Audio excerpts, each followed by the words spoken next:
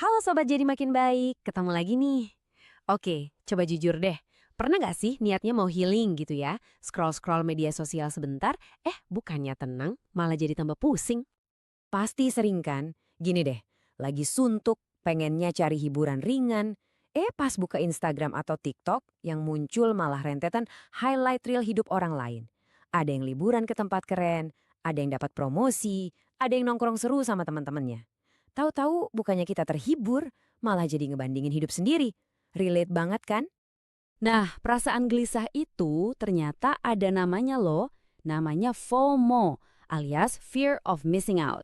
Itu tuh perasaan cemas dan takut banget ketinggalan update, tren, atau keseruan yang lagi dialami orang lain.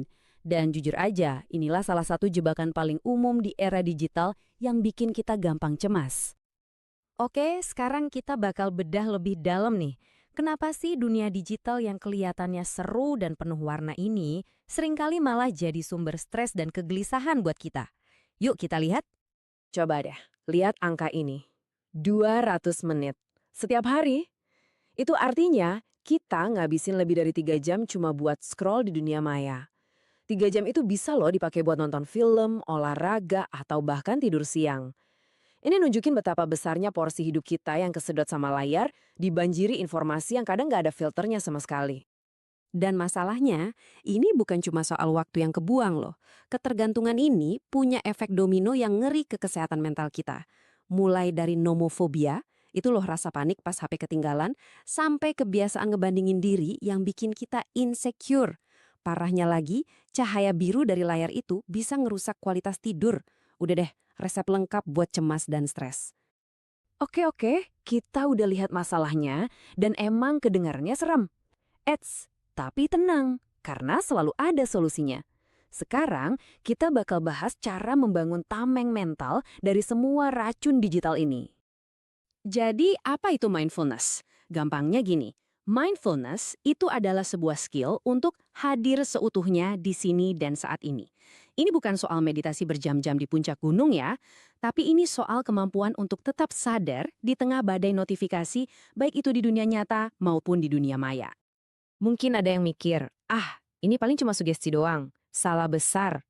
Ini tuh bukan sekedar konsep spiritual atau omong kosong loh. Ada bukti ilmiah yang kuat banget di baliknya yang nunjukin kalau mindfulness itu beneran bisa mengubah cara kerja otak kita. Coba deh kita lihat datanya. Ini beneran riset membuktikan kalau latihan mindfulness bisa nurunin tingkat stres sampai 45%. Hampir setengahnya. Konsentrasi kita juga bisa naik sampai 35% dan bahkan bikin kita lebih produktif di tempat kerja. Perubahannya tuh nyata banget. Jadi, gimana cara kerjanya? Well, dengan melatih mindfulness, kita itu sebenarnya lagi nge-gym buat otak kita. Kita ngelatih bagian otak yang namanya prefrontal cortex, yang tugasnya itu buat fokus dan ngambil keputusan. Makin sering dilatih, makin jago juga otak kita buat nyaring mana yang penting dan mana yang cuma distraksi. Keren kan? Oke, teorinya udah dapat. Pasti sekarang pertanyaannya, gimana cara praktiknya? Mulai dari mana? Tenang, gampang banget kok. Dan bisa dimulai dari hal-hal yang super kecil. Ada dua cara nih, kamu bisa pilih mana yang paling cocok.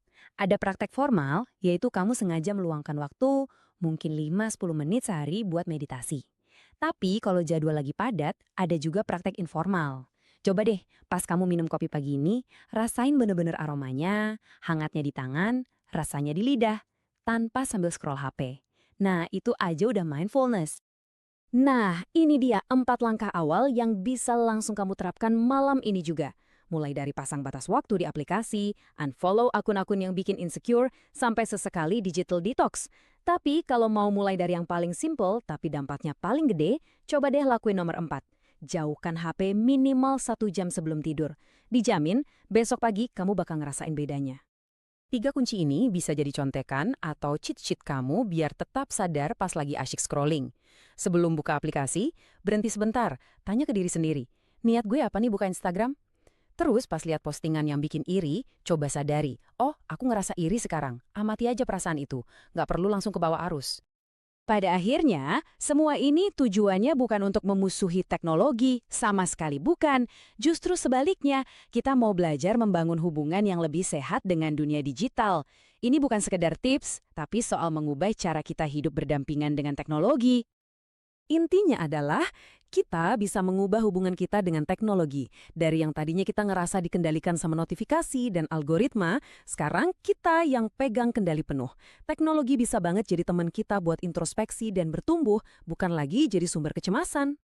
Jadi, kita udah ngebahas gimana jebakan FOMO dan nomofobia bisa bikin cemas, dan kita juga udah nemuin solusinya lewat mindfulness yang terbukti secara sains, lengkap sama tips-tips praktisnya.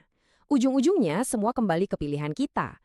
Mau terus jadi korban algoritma atau jadi tuan atas perhatian kita sendiri? Nah, coba deh share di kolom komentar langkah kecil apa yang bakal kamu ambil hari ini. Yuk, kita sama-sama tumbuh jadi makin baik. Jangan lupa like kalau kamu ngerasa terbantu, share ke teman-temanmu, dan pastinya subscribe channel Jadi Makin Baik. Sampai jumpa di pembahasan berikutnya ya.